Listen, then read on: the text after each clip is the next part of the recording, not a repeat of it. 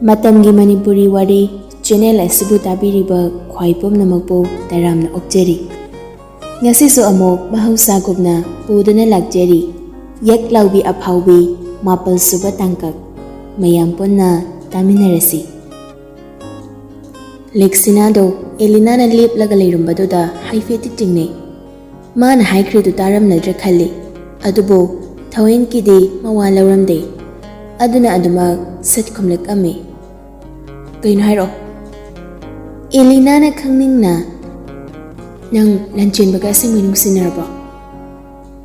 ꯂꯦꯛꯁꯤꯅꯥꯗꯣ ꯃꯗꯨ ꯇꯥꯕꯗ ꯈꯤꯇꯪ ꯉꯛꯄ ꯐꯥꯎꯏ, ꯑꯗꯨꯕꯨ ꯑꯗꯨꯃꯛ ꯁꯠ ꯈꯨꯝꯂꯛꯂꯝꯃꯤ꯫ ꯀꯩꯒꯤꯅꯣ ꯅꯪꯅ ꯑꯗꯨ ꯍꯪꯂꯤꯗꯨꯕꯣ? ꯅꯪꯒꯤꯗꯨꯕꯨ ꯄꯥꯝꯃꯤꯕ ꯀꯥꯏꯗꯨꯔꯣ? ꯌꯥꯔꯣꯏꯀꯣ, ꯑꯗꯨ ꯌꯥꯔꯣꯏ꯫ ꯑꯦꯂꯤꯅꯥꯗꯣ ꯃꯥꯒꯤ ꯃꯇꯧꯗꯨꯗ ꯍꯥꯏꯐꯦꯠ ꯅꯣꯛꯐꯦꯠ ꯇꯧꯔꯒ, ꯑꯗꯨ ꯋꯥꯅꯗꯤ ꯑꯁꯦꯡꯕ ꯅꯨꯡꯁꯤꯅꯔꯕꯣ ꯍꯥꯏꯔꯛꯎ꯫ ꯂꯦꯛꯁꯤꯅꯥ ꯃꯃꯤꯠꯇꯨ ꯍꯥꯏꯐꯦꯠ ꯄꯩꯔꯞ ꯌꯦꯡꯂꯒ, ꯅꯨꯡꯁꯤꯅꯕ ꯅꯨꯡꯁꯤꯅꯗꯕ ꯈꯪꯗꯦ, ꯑꯗꯣ ꯑꯩꯅꯗꯤ ꯃꯥꯁꯦ ꯀꯣꯏꯔꯦ, ꯋꯥ ꯂꯣꯏꯔꯦ꯫ ꯁꯤꯗ ꯀꯩ ꯍꯥꯏꯅꯤꯡꯉꯥꯏ ꯂꯩꯔꯤꯒꯦ? ꯁꯠ ꯍꯥꯏꯔꯣ, ꯑꯩ ꯃꯇꯝ ꯂꯩꯇꯦ꯫ ꯑꯩ ꯅꯣꯏꯗ ꯅꯣꯡꯃ ꯂꯥꯛꯀꯦ꯫ ꯂꯦꯛꯁꯤꯅꯥ ꯉꯛꯅ ꯃꯃꯤꯠꯇꯨ ꯂꯧꯊꯣꯛꯇꯨꯅ ꯌꯦꯡꯂꯛꯂꯒ, ꯀꯩꯗꯧꯗꯣꯏꯕ ꯅꯪꯗꯤ? ꯁꯨꯝ ꯌꯨꯝ ꯈꯪꯕ ꯑꯣꯏꯅ ꯂꯥꯛꯀꯦ꯫ ꯌꯥꯝ ꯀꯥꯏꯔꯕ꯭ꯔꯥ? ꯀꯥꯏꯗꯦ ꯀꯥꯏꯗꯦ, ꯂꯥꯛꯑꯣ ꯅꯣꯏ ꯑꯪꯀꯜꯒ ꯅꯣꯏ ꯑꯟꯇꯤꯒ ꯄꯨꯟꯅ꯫ ꯑꯩꯈꯣꯏ ꯗꯦꯗꯤꯗ ꯐꯣꯔꯦꯟ ꯀꯣꯜ ꯇꯧꯍꯜꯂꯛꯀꯦ꯫ ꯑꯗꯨꯗꯤ ꯑꯗꯣ ꯆꯪꯈꯤꯔꯣꯏꯗ꯭ꯔꯣ? ꯆꯪꯉꯁꯦ꯫ ꯆꯪꯒꯅꯤꯗ꯫ ꯑꯁꯤ ꯍꯥꯏꯔꯒ ꯃꯈꯣꯏ ꯑꯅꯤꯗꯣ ꯋꯥꯔꯤ ꯁꯥꯟꯅ ꯁꯥꯟꯅ ꯀ꯭ꯂꯥꯁ ꯇꯝꯅ ꯆꯪꯂꯛꯂꯒ ꯃꯥꯒꯤ ꯐꯝꯐꯝꯗ ꯐꯝꯅꯈ꯭ꯔꯤ꯫ ꯂꯤꯟꯗꯥ ꯑꯦꯂꯤꯅꯥꯅ ꯐꯝꯃꯛꯄꯒ ꯃꯅꯥꯛꯇ ꯅꯛꯅ ꯆꯪꯁꯤꯟꯗꯨꯅ, ꯅꯪ ꯃꯥꯒꯗꯤ ꯀꯃꯥꯏꯅ ꯂꯥꯛꯃꯤꯟꯅꯩꯅꯣ? ꯑꯦꯂꯤꯅꯥ ꯕꯦꯒꯇꯨ ꯊꯝꯂꯒ ꯅꯤꯡꯊꯤꯅ ꯐꯝꯂꯒ, ꯁꯨꯃꯥꯏꯅꯅꯤ ꯀꯩꯅꯣ, ꯑꯩ ꯃꯥꯒ ꯋꯥꯔꯤ ꯑꯝꯇ ꯁꯥꯟꯅꯒꯦꯅ ꯇꯧꯕꯅꯤ꯫ ꯊꯣꯏꯁꯨ ꯈꯪꯅꯤꯡꯅ, ꯀꯩ ꯋꯥꯔꯤꯅꯣ? ꯑꯦꯗꯤꯁꯟꯒꯤ ꯃꯇꯥꯡ ꯑꯣꯏꯗꯤ ꯁꯥꯟꯅꯔꯨꯅꯣ ꯑꯦꯂꯤ, ꯇꯟꯗ꯭ꯔꯣ? ꯃꯣꯏ ꯅꯨꯄꯥꯅꯦ, ꯃꯁꯥꯅ ꯃꯥꯏ ꯍꯩꯖꯁꯅꯤ꯫ ꯑꯗꯨꯒ ꯅꯪꯁꯨ ꯑꯦꯗꯤꯁꯟꯒꯤ ꯋꯥꯈꯜꯗꯣ ꯈꯜꯂꯨꯅꯨ꯫ ꯅꯨꯄꯥꯅ ꯄꯥꯝꯗꯅ ꯂꯩꯕꯁꯦ ꯍꯌꯦꯡ ꯇꯨꯡꯗ ꯌꯥꯝ ꯋꯥꯏ ꯍꯥꯏꯅꯩ꯫ ꯑꯦꯂꯤꯅꯥꯅ ꯋꯥꯗꯨ ꯊꯩꯗꯣꯔꯛꯂꯝꯃꯤ꯫ ꯌꯥꯔꯦꯕ ꯊꯣꯏ, ꯑꯗꯨꯒꯤ ꯅꯠꯇꯤꯌꯦ꯫ ꯌꯥꯕ ꯅꯠꯇꯦꯅꯦ ꯑꯩꯅ ꯍꯥꯏꯁꯦ꯫ ꯑꯩꯈꯣꯏꯗꯤ ꯍꯌꯦꯡꯅꯦ ꯃꯁꯛ ꯊꯤꯒꯦ ꯊꯤꯌꯨ ꯊꯤꯔꯣꯏꯗꯣ, ꯄꯩꯁꯥ ꯄꯥꯏꯕ ꯃꯤꯗꯣ ꯑꯐꯕꯗꯣ ꯑꯗꯨ ꯑꯣꯏꯅ ꯊꯤꯅꯤ꯫ ꯐꯥꯔꯒ ꯂꯧꯕꯅ ꯂꯩꯕꯅꯕꯨ ꯍꯦꯟꯅ ꯅꯨꯡꯉꯥꯏꯕꯨ ꯍꯥꯏꯕꯅꯦ꯫ ꯐꯥꯕꯨ ꯐꯥꯕꯤꯔꯗꯤ ꯐꯅꯤꯅꯦ ꯀꯅꯥꯅꯣꯝꯇ꯫ ꯂꯤꯟꯗꯥꯅ ꯇꯥꯕ ꯋꯥꯔꯗꯨꯅ, ꯑꯣ ꯌꯥꯔꯦ, ꯇꯣꯛꯑꯣ ꯀꯩꯗꯧꯔꯒꯦ? ꯅꯪ ꯐꯥꯅꯕ ꯃꯤꯗꯣ ꯑꯩ ꯊꯤꯕꯤꯔꯛꯑꯒꯦ꯫ ꯑꯦꯂꯤꯅꯥꯁꯨ ꯑꯅꯤꯗꯨꯒꯤ ꯃꯇꯧꯗꯨꯗ ꯍꯥꯏꯐꯦꯠ ꯅꯣꯛꯂꯒ, ꯊꯤꯅꯔꯣ ꯊꯤꯅꯔꯣ, ꯅꯣꯏ ꯑꯅꯤ ꯂꯣꯏꯅ ꯄꯥꯜꯂꯣꯀꯣ꯫ ꯑꯁꯨꯝꯅ ꯀ꯭ꯂꯥꯁ ꯇꯧꯅꯩ꯫ ꯑꯦꯂꯤꯅꯥ ꯑꯦꯗꯤꯁꯟꯗ ꯑꯃꯨꯛ ꯐꯥꯎꯕ ꯍꯟꯅ ꯌꯦꯡꯂꯨꯗ꯭ꯔꯦ, ꯋꯥꯁꯨ ꯀꯌꯥ ꯉꯥꯡꯈꯤꯗ꯭ꯔꯦ꯫ ꯃꯥꯒꯤ ꯊꯣꯛꯄ ꯂꯥꯏꯔꯤꯛ ꯇꯥꯛꯂꯤꯗꯨ ꯐꯖꯅ ꯇꯥꯔꯝꯃꯤ꯫ ꯂꯦꯛꯁꯤꯅꯥꯗꯤ ꯂꯟꯆꯦꯟꯕꯗ ꯍꯥꯏꯐꯦꯠ ꯂꯣꯟꯅ ꯁꯨꯝ ꯌꯦꯡꯉꯤ꯫ ꯑꯁꯨꯝꯅ ꯃꯊꯪ ꯀ꯭ꯂꯥꯁ ꯍꯧꯈꯤꯕꯅ ꯕ꯭ꯔꯦꯛꯀꯤ ꯃꯇꯝ ꯑꯣꯏꯔꯦ꯫ ꯂꯤꯟꯗꯥ, ꯑꯦꯂꯤꯅꯥ ꯑꯃꯗꯤ ꯊꯣꯏ ꯄꯨꯟꯅ ꯍꯥꯟꯅꯒꯨꯝ ꯀꯦꯟꯇꯤꯟꯗ ꯆꯪꯉꯨꯁꯦ ꯍꯥꯏꯅ ꯊꯣꯔꯛꯄꯅꯤ꯫ ꯕꯦꯔꯦꯟꯗꯥꯗ ꯂꯦꯞꯂꯒ ꯂꯩꯔꯝꯕ ꯑꯦꯗꯤꯁꯟꯅ, ꯑꯦꯂꯤ, ꯑꯁ꯭ꯋꯥꯏꯐꯥꯎꯗ ꯑꯝꯇ ꯊꯣꯛꯂꯛꯀꯦꯔꯥ?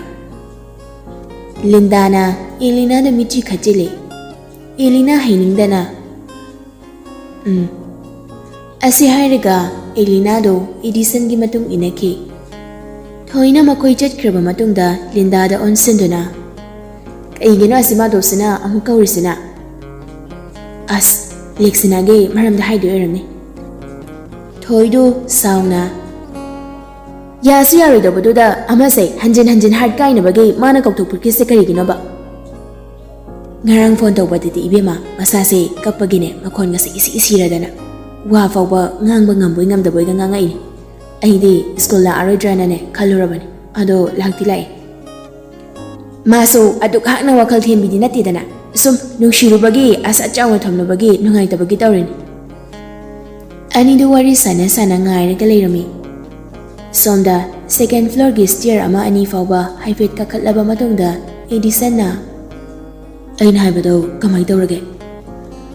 ꯑꯦꯂꯤꯅꯥ ꯑꯍꯥꯟꯕꯗ ꯚꯥꯞ ꯑꯣꯏꯗꯕꯒꯤ ꯇꯔꯪꯗ ꯈꯨꯝꯃꯛꯏ꯫ ꯀꯩꯅꯣ ꯍꯥꯏꯁꯦ? ꯑꯦꯗꯤꯁꯟꯁꯨ ꯃꯥꯒꯤ ꯃꯇꯧꯗꯨꯗ ꯉꯛꯅ ꯌꯦꯡꯂꯛꯏ꯫ ꯑꯦꯂꯤꯅꯥ ꯚꯥꯞ ꯇꯥꯔꯛꯇꯨꯅ ꯇꯞꯅ, ꯑꯣ, ꯂꯦꯛꯁꯤꯅꯥꯒꯤꯗꯨꯔꯣ? ꯑꯩ ꯃꯣꯏ ꯌꯨꯝꯗ ꯆꯠꯇꯣꯏ ꯂꯩꯌꯦ, ꯑꯗꯨꯗ ꯐꯖꯅ ꯋꯥꯔꯤ ꯁꯥꯔꯒꯦ ꯇꯧꯕꯅꯤ꯫ ꯉꯁꯥꯏ ꯍꯥꯏꯐꯦꯠꯇꯤ ꯍꯥꯏꯒꯦꯅ ꯍꯥꯏꯈ꯭ꯔꯕꯅꯤ꯫ Oh yayi aduso. Ado kaigina nang ngarangde net kamda pairagdride. Ai net pack to yaungdrabadugini. Oh, adudi ai horen hapage. Yarani ai matam khara pairige tawbani. Lairik khara som page na tawba. Hapano kona tapna hapage. Edison di khangdabanina hanagum chumna adom haireklami. Lairik ta yamna thawai ga yawkhalai ko. Ai oina ikaibam yawri. Elena sa khamningda na yawa natida. Only pass ke wane khoidi. Kaisu yamna pada wushnate. Ado ai amu chelage. Moi ngairam na ni. Ado horen gondorake ko numidangda. Elena masagi nungaidaba pumba loshinduna nukfit tawsinaramaga hairami. Tauranuwo ayaba kanda tauraki. Aikoi tamu thogle. Aduna mobile say kaya kaidawdo mandri. Noi tamu leibra haise. Ai dinga hangai khangdine. Hangzangode. Noi nujina nause kayano. Ahumne nupi aniga nupa amaga. Nupi dudi mayum pali. Itegi thabaki adalaiki. Tamona Kolkata da thabak tawraga leibani. Suti tholukpani. Ai ngangdana sum leiri. Chetlagi ko. Hoi. Asi hairamnaga prap chetkri. Elena do toilet lomda langtuna lona kapchei. Lindaga thoigana mina uraga phajade haina themjinbiri. Pritam so Edison gi manakta tingsilaklaga. Kaino isuk tharaga leiri du bahiro. Edison sorsangna amtang hontharaga nungaitabagi maongda. Bye. Elena say ngahan ga iman manade. Ayamna nungaite. Mana ai say yam lei thokpadongna tawe. Kem khanbiru nu koi bungo. Nangdine Elena gi khangadaba nate. Lexina gi khangadaba. Bye. Lexina do aina nungsijabai wane. Mana kaiso khanponte. Ado Elena say aidi koina loinara abanina aigi best friend haibado oirabanina mabu nungsibai. Mana ingonda ngarangdagi ikoi badongna tawjabase. Ai khara warawi bai. Nangde mana handakta khara lapthoga nungaitriba. Mana di kai khalamgane. Nangna Lexina haibiu kaina hairido. Madi nupini. Madi kyam warangane. Mana lapthokrido nangini. Edison ngakna Pritam gi pambom da pairaga. Kaino bai nangna haidubo. Ai bab amda tadre. Bai ai bo gyanam da tahanbiu kadaugai. Bai Elena na nang nungsine bai. Edison do ngak nangai hak khanjanaraga. Kaino bai nang haidubo. Madubo madaw karam noi to kare. Mana ai karamna kamai tawna ai mo nungsidoino bai. Pritam saurapna. Yare bai nungsibagi hawrakpambo mafam matam maram adu ada haina muk leibro. Nang sangakpani. Nupi amana nungsijaba aduk yamna khangnaba haiduna ingit piradu phawba nangna khangdrise. Nga ibo. Ai phajana ngai. Ai bawba nanga khajitang loinabada khangi. Nangna adum numit chupa ma loinaraga paw phawnaribado aduda nangna khangdriba. Adudi hayune. Nangna Lexina nungsirise karidagina. Koi wangno adudi bai. To chapmane nungsiba ase loinaruba tinarubadagi oirakpani. Nangna Lexina nungsi pami haidudine sutnadagi maithongdo adudane. Madudi nungsibani haina lawbadi idea ninde. Bai. Asengbani madudi. Apambani nangna Lexina da phawriba ihaldudine apambani hainingi bai. Adubo nangna khangadabadi. Nungsibada maithiba piba ngamba posak amta leiteko. Nangni Elena gi masak khangdabasi tene ai phawba waroba phawi bai. Pare ai changage. Asi haiduna prap chetki. Edison sunungaitana wakhal khalaga leptuna lehawi. Asumna numidangi matam oishilakli. Dining table la ibohal mala amadi Lexina pona chakchari. Lexina wakhaldi lenchenbagi khalli. Mathanta amukso momonokli. Machagi mataududa ibohal ga malaga yengnaraga mangak nomnai. Ibohal na Bhem. Lexina kauridu tadi mondrang amada tauri. Malana khara kalapna. Bhem! Hey! Bhem! Lexina khangduna pairama chakchakhomdo phat thadarai. Aduga ipa pakhatna. As! Kaino he mami ji ngawar bu khangde. Didiya khanglaw law se asuk nangna leibai ngonda bo. Mami je ngawre yi. ꯑꯗꯣ ꯅꯪꯕꯨ ꯀꯩꯗꯧꯔꯒꯦ ꯅꯊꯟꯇ ꯃꯪꯉꯤꯗꯨꯕꯣ? ꯂꯤꯛꯁꯤꯅꯥꯗꯣ ꯃꯄꯥꯒꯤ ꯋꯥꯗꯨꯗ ꯏꯀꯥꯏꯔꯞ ꯇꯧꯅ ꯃꯃꯥꯏꯗꯣ ꯃꯈꯥꯗ ꯌꯦꯡꯊꯔꯒ ꯆꯥꯛꯇꯣ ꯇꯣꯠꯄꯣꯏ ꯅꯥꯟꯕꯣꯏ ꯇꯧꯔꯒ ꯀꯩꯁꯨ ꯇꯧꯗꯦꯗ ꯗꯦꯗꯤ. ꯐꯔꯦ ꯐꯔꯦ, ꯆꯥꯔꯣ ꯆꯥꯔꯣ, ꯏꯪꯈ꯭ꯔꯅꯤꯌꯦ. ꯗꯦꯗꯤ, ꯑꯗꯣ ꯑꯪꯀꯜ ꯀꯨꯕꯦꯔꯗꯣ ꯃꯣꯏ ꯐꯦꯃꯤꯂꯤ ꯄꯨꯂꯞ ꯑꯝꯇ ꯆꯥꯛ ꯀꯧꯁꯦ ꯑꯩꯈꯣꯏꯗ. ꯏꯕꯣꯍꯜꯅ ꯆꯥꯛꯇꯨ ꯆꯥꯅ ꯆꯥꯅ ꯍꯣꯏ ꯍꯣꯏ ꯀꯧꯁꯤ ꯀꯧꯁꯤ. ꯑꯗꯨꯒꯤ ꯋꯥꯈꯜꯅꯅꯦ ꯅꯪꯅ ꯉꯁꯥꯏꯗꯒꯤ ꯃꯪꯉꯤꯗꯨꯕꯣ. ꯃꯂꯥꯅ ꯕꯥꯎꯜꯗꯒꯤ ꯑꯦꯟꯁꯥꯡꯗꯣ ꯈꯥꯕꯩꯗꯨꯅ ꯀꯣꯠꯊꯔꯒ ꯃꯥꯒꯤ ꯄꯣꯈꯝꯗ ꯍꯥꯞꯅ ꯍꯥꯞꯅ ꯑꯣꯏꯔꯝꯃꯣꯏ ꯍꯟꯗꯛꯅꯦ ꯃꯑꯣꯡ ꯑꯃ ꯏꯇꯧ ꯇꯧꯔꯤꯕꯅꯤ ꯃꯁꯤ. ꯂꯤꯛꯁꯤꯅ ꯁꯥꯎꯁꯤꯟꯅꯔꯒ ꯃꯁꯥꯏꯗꯨ ꯐꯠ ꯀꯥꯝꯈꯠꯂꯒ ꯌꯥꯝ ꯈꯪꯕꯤꯔꯦꯍꯦ. ꯗꯦꯗꯤ, ꯋꯥ ꯑꯝꯇ ꯍꯥꯏꯒꯦ. ꯍꯥꯏꯌꯨꯅꯦ, ꯀꯩ ꯍꯥꯏꯒꯦ ꯍꯥꯏꯕꯅꯣ? ꯌꯥꯒꯗ꯭ꯔꯣ ꯗꯦꯗꯤ? ꯃꯂꯥꯅ ꯃꯔꯛ ꯊꯠꯂꯛꯂꯝꯃꯤ. ꯅꯪꯅ ꯍꯥꯏꯗꯣꯏꯗꯣ ꯀꯣꯛ ꯍꯥꯏꯔꯒ ꯌꯥꯕꯗꯨꯗ ꯃꯁꯤꯗꯤꯀꯣ. ꯑꯁ ꯇꯥꯅꯤꯡꯗꯤꯌꯦ ꯃꯃꯤ, ꯑꯝꯇ ꯇꯨꯃꯤꯟꯅ ꯂꯩꯌꯣ, ꯌꯥꯝ ꯂꯥꯡꯅꯨ. ꯇꯟꯖꯩꯌꯦ ꯑꯩꯈꯣꯏ ꯃꯥꯁꯤꯗꯤꯕ. ꯃꯁꯥꯏꯗꯣ ꯑꯃꯨꯛ ꯐꯨꯔ ꯀꯥꯝꯈꯠꯂꯤ. ꯍꯥꯏꯌꯨ, ꯌꯥꯒꯦꯅꯦ. ꯏꯆꯥꯅ ꯍꯥꯏꯕꯗꯕꯨ ꯉꯁꯤ ꯐꯥꯎꯕ ꯗꯦꯗꯤꯅ ꯌꯥꯗꯕ ꯌꯥꯎꯈ꯭ꯔꯕꯣ? ꯑꯗꯨꯕꯨꯔꯣ, ꯕꯨꯂꯦꯠ ꯑꯝꯇ ꯂꯩꯕꯤꯌꯣꯕ.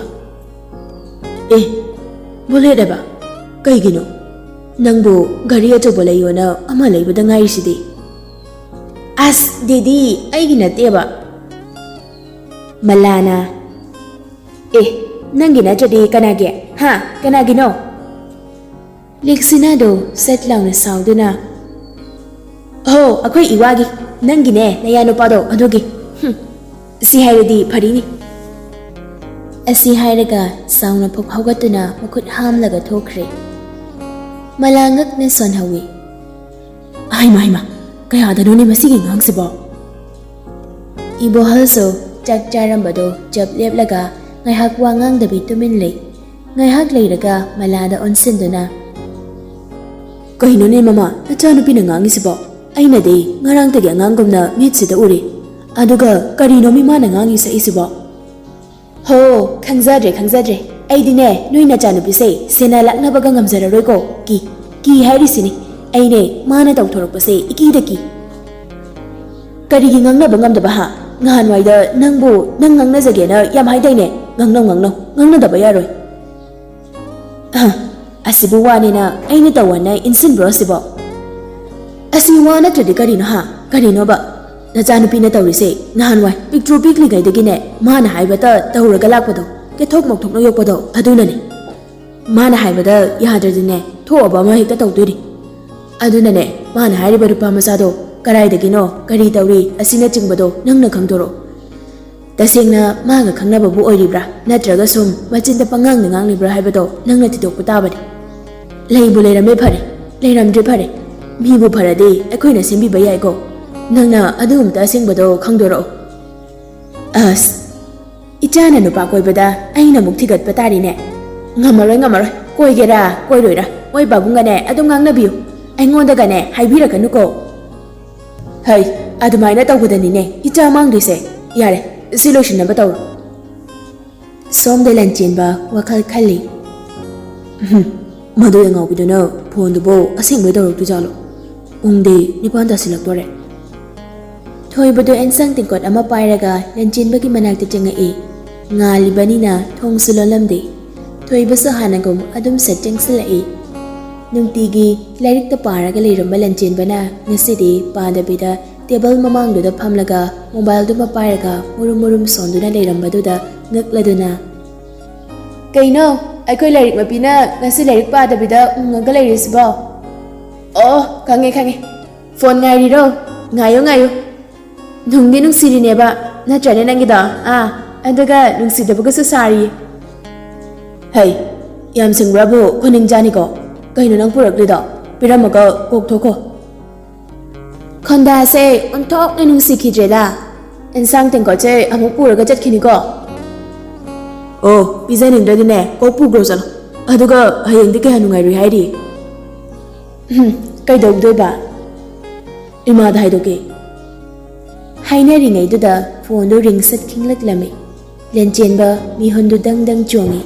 ꯊꯣꯏꯕꯗ ꯑꯣꯟꯁꯤꯜꯂꯒ ꯆꯠꯂꯣ, ꯇꯦꯕꯜꯗꯨꯗ ꯊꯅꯝꯂꯒ. ꯑꯁꯤ ꯍꯥꯏꯔꯒ ꯐꯣꯟꯗꯣ ꯇꯞꯅ ꯄꯥꯏꯈꯠꯇꯨꯅ ꯍꯦꯜꯂꯣ ꯏꯁ ꯄꯥꯏꯗꯤ ꯄꯥꯏꯈꯠꯂꯛꯏꯅꯦ ꯚꯦꯔꯤ ꯒꯨꯗ ꯀꯩ ꯍꯥꯏꯗꯣꯏꯅꯣ ꯁꯠ ꯍꯥꯏꯌꯣ ꯑꯩ ꯊꯕꯛ ꯌꯥꯝ ꯆꯤꯜꯂꯦ ꯏꯁ ꯊꯕꯛ ꯌꯥꯝ ꯐꯩꯀꯣ ꯁꯠ ꯍꯥꯏꯌꯣ ꯑꯩ ꯊꯕꯛ ꯆꯤꯜꯂꯦ ꯍꯥꯏꯕꯅꯦ ꯅꯪꯒꯨꯝꯕ ꯃꯤ ꯅꯠꯇꯦ ꯑꯩ ꯀꯔꯤ ꯑꯩꯒꯨꯝꯕ ꯃꯤ ꯅꯠꯇꯦꯗꯤ ꯍꯥ ꯑꯩꯁꯦ ꯊꯕꯛ ꯀꯌꯥꯝ ꯂꯩꯇꯕ ꯃꯤꯔꯦꯝ ꯁꯤꯅꯤꯅꯦ ꯅꯪꯅ ꯍꯥꯏꯁꯦ ꯐꯩ ꯂꯟꯆꯦꯟꯕꯗꯣ ꯄꯥꯈꯠꯅ ꯑꯁ ꯐꯥꯒꯤ ꯇꯧꯕꯅꯦ ꯅꯪꯁꯤꯃ ꯁꯥꯎꯒꯟꯕꯁꯤꯅ ꯌꯥꯔꯦ ꯉꯁꯤꯗꯤꯅꯦ ꯑꯁꯦꯡꯕ ꯑꯃ ꯍꯥꯏꯔꯣ ꯑꯩ ꯃꯇꯝ ꯌꯥꯝ ꯃꯥꯡꯍꯟꯕꯁꯦ ꯇꯜꯂꯤ ꯂꯟꯆꯦꯟꯕ ꯃꯃꯤꯠꯇꯨ ꯊꯣꯏꯕꯗ ꯍꯥꯏꯐꯦꯠ ꯌꯦꯡꯂꯒ ꯀꯩꯅꯣ ꯍꯥꯏꯁꯦ ꯑꯣꯍꯣ ꯑꯩ ꯅꯪ ꯅꯨꯡꯁꯤꯗꯦ ꯌꯥꯏ ꯌꯥꯗꯦꯗꯣ ꯁꯠ ꯍꯥꯏꯔꯛꯑꯣ ꯂꯟꯆꯦꯟꯕ ꯊꯣꯏꯕꯒ ꯂꯩꯕꯅꯦ ꯏꯀꯥꯏꯕꯅ ꯁꯥꯎꯖꯤꯟꯅꯔꯒ ꯑꯁ ꯅꯪꯁꯦ ꯏꯀꯥꯏꯕ ꯌꯥꯝ ꯈꯪꯗꯦꯀꯣ ꯅꯪ ꯅꯨꯄꯤꯅꯦꯁꯦ ꯀꯥꯎꯔꯕꯣ इकाई खंगदे काइना करी ओय नुपाना हाइबदे इकाई खंगदेना कनामता हाइदेने हा अखोय नुपीना हाइरगना इकाई खंगदेना हेक्ता हाइबा अदुने अइंगोंददे सुंगय यरे खंगाबा हौजिक मतमसे नुपी नुपा रेक चप मानैको नोय अदुगुंबा नचिंदने रेक मानै ना हाइरगा lefty मानदबदो तौरकना yam पक्तेबको yam एल्ताजे ngang ba adum haibane yare wathi ngang leire answer do sasat piro kaino kai hayo haino thoibado leksina na hairido mayek sengna tadruso khara di adum tarame lanchin bana khomiba paukhomduna so adum sajillaga kari hairino haiba khanglame aduna maso yausilaktuna oh answer piro on hairido tadro kokpigro kaino अस तल्ले आई थमगे लेक्सिना साउना आई नंगोंदे call थमोन हाइगिब्रो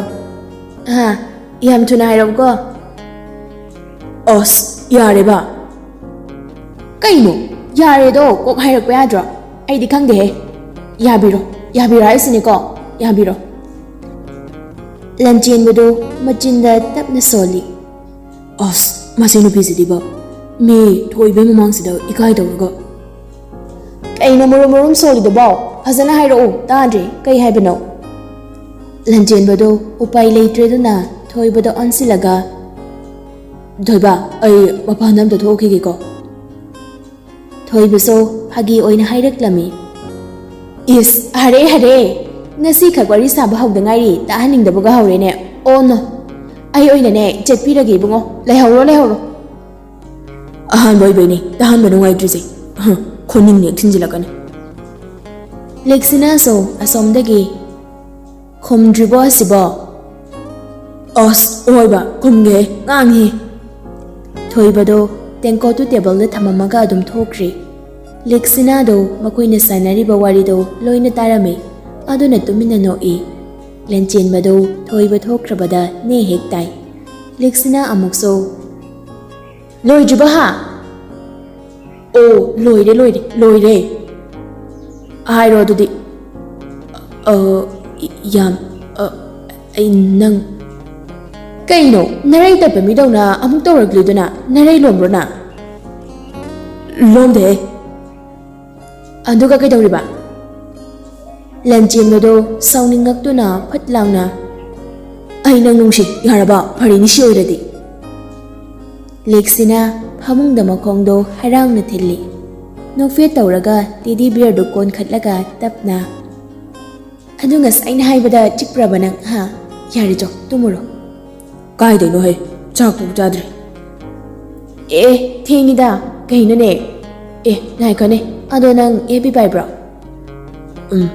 मरक the अमुमु pi कहिगिनो password पिरो लेंचेन बंगकना ए नंजो लमदे खंगलोक लोक्सिलई है लौसिनदबा याम थुना पिरो हाइसे पिरो लंचेनबा मचिंदा मुरुम सोली मसिगी अफाउबिसिदी होइने अफाउबिनी सती खंगबा नत्रो ससत पिरो ओस हायंग पिरके करिगे हायंग पिबा हा याम थुना ने हौज पिरो नंग करी ओक्तबा थबक तौगे हा पासवर्ड पिरो याद्रिदा ए वादा गदे इमानबा मयाम कारण याम थानाइन तौबनी कई कारण नवा लौदे याम थुना पिरो को ओस पिरागे मसिदिबा ꯂꯥꯟꯆꯦꯟꯕ ꯌꯨꯝꯅꯥꯝ @gmail.com ꯄꯥꯁꯋꯥꯔꯗꯅ ꯏꯃꯥ ꯅꯨꯡꯁꯤꯕꯤ ꯂꯦꯛꯁꯤꯅꯥꯗꯣ ꯃꯆꯤꯟꯗꯣ ꯍꯥꯏꯐꯦꯠꯇꯪ ꯆꯤꯡꯈꯠꯂꯒ ꯅꯣꯛꯂꯒ ꯏꯁ ꯄꯥꯁꯋꯥꯔꯗ ꯈꯨꯊꯪꯒꯗꯤ ꯑꯣꯏ ꯁ꯭ꯄꯦꯂꯤꯡ ꯑꯃꯨꯛ ꯇꯧꯔꯛꯑꯣ ꯏꯃꯥ ꯅꯨꯡꯁꯤꯕꯤꯗꯣ ꯀꯦꯄꯤꯇꯦꯜ ꯉꯥꯛꯇ ꯑꯣꯏꯌꯨ ꯌꯥꯔꯦ ꯅꯪꯒꯤꯁꯨ ꯍꯥꯏꯔꯝꯃꯣ ꯑꯩ ꯅꯪꯒꯨꯝꯕ ꯄꯨꯛꯆꯦꯜ ꯁꯦꯡꯗꯕ ꯃꯤ ꯅꯠꯇꯦꯀꯣ ꯑꯗꯨꯒꯅꯦ ꯍꯧꯖꯤꯛꯀꯥꯟ ꯃꯇꯝꯒꯤ FBꯗ ꯃꯇꯝ ꯌꯥꯝ ꯃꯥꯡꯍꯟꯕꯁꯨ ꯅꯠꯇꯦ ꯑꯩ ꯋꯥꯔꯤꯒꯨꯝꯕ ꯄꯥꯕ ꯈꯛꯇꯅꯦ ꯑꯩ ꯀꯅꯥꯝꯇꯒꯤ ꯃꯦꯁꯦꯖ ꯀ ꯍꯟꯖꯗꯦ ꯈꯪꯉꯕ ꯏꯃꯥꯟꯅꯕ ꯈꯪꯅꯕ ꯈꯛꯇꯪ ꯍꯟꯕꯩ ꯋꯥꯅꯤ ꯏꯁ ꯋꯥꯔꯤ ꯀꯥꯏꯅ ꯍꯥꯏ ꯑꯁꯦꯡꯀꯤꯅꯤꯅꯦ ꯕꯣꯠ ꯅꯪꯗꯤ ꯄꯥꯔꯝꯃꯣꯏꯅꯦ ꯈꯪꯉꯕꯅꯦ ꯑꯩꯅ ꯄꯦꯖꯀꯅꯦ ꯌꯥꯝ ꯂꯩꯕꯅꯦ ꯋꯥꯔꯤꯗꯣ ꯀꯥꯟꯅꯕ ꯃꯦꯁꯦꯖ ꯌꯥꯝ ꯄꯤꯕꯅꯦ ꯋꯥꯔꯤꯁꯨ ꯐꯖꯕ ꯍꯥꯞꯄꯅꯦ ꯑꯗꯨꯕꯥꯎ ꯅꯨꯄꯤꯗ ꯍꯥꯁ ꯃꯣꯅ ꯇꯧꯗꯣꯏ ꯁꯔꯨꯛ ꯑꯁ ꯂꯣꯏꯔꯦꯗꯅ ꯑꯁ ꯀꯟ ꯅꯠꯇꯦꯀꯣ ꯌꯥꯔꯦ ꯆꯥꯛꯇꯣ ꯄ꯭ꯔꯞ ꯆꯥꯊꯣꯛꯑꯒꯅꯦ ꯇꯨꯝꯃꯣ ꯈꯪꯉꯕ꯭ꯔꯥ ꯇꯨꯝꯃꯣꯀꯣ ꯒꯨꯗ ꯅꯥꯏꯠ ꯍꯥꯏꯁꯤꯗꯤ ꯅꯨꯡꯁꯤꯕꯅ Dear customer, your awakening time is expired. Please leave as soon as possible and say all good night. ꯂꯟꯆꯦꯟꯕꯗꯣ ꯉꯛꯄꯒ ꯂꯣꯏꯅꯅ ꯅꯣꯛꯂꯛꯏ ꯂꯦꯛꯁꯤꯅꯥꯅ ꯑꯃꯨꯛ ꯃꯈꯥ ꯇꯥꯔꯛꯏ ꯑꯁꯦꯡꯕꯅꯤ ꯇꯨꯝꯃꯣꯀꯣ ꯍꯣꯏꯕ ꯆꯥꯛ ꯆꯥꯔꯒ ꯂꯥꯏꯔꯤꯛ ꯉꯥꯏꯍꯥꯛ ꯌꯦꯡꯉꯒ ꯇꯨꯝꯃꯒꯦ ꯑꯗꯣ ꯑꯩꯅ ꯅꯪ ꯅꯨꯡꯁꯤꯕꯁꯦ ꯃꯤꯅꯝꯕ ꯅꯠꯇꯦꯀꯣ ꯑꯩꯅ ꯅꯪꯕꯨ ꯃꯤꯀꯨꯞ ꯈꯨꯗꯤꯡꯒꯤ ꯁꯦꯟꯅꯒꯅꯤ ꯑꯩꯁꯦ ꯅꯪꯒꯤ ꯂꯥꯏꯐꯀꯤ ꯁꯤꯝ ꯑꯣꯏꯗꯣꯏꯅꯤ ꯂꯟꯆꯦꯟꯕ ꯁꯤꯝ ꯌꯥꯎꯗꯅ ꯃꯣꯕꯥꯏꯜꯅ ꯀꯣꯜ ꯇꯧꯕ ꯌꯥꯗꯕꯒꯨꯝ ꯑꯩ ꯌꯥꯎꯗꯅ ꯅꯪ ꯍꯤꯡꯕ ꯌꯥꯔꯣꯏ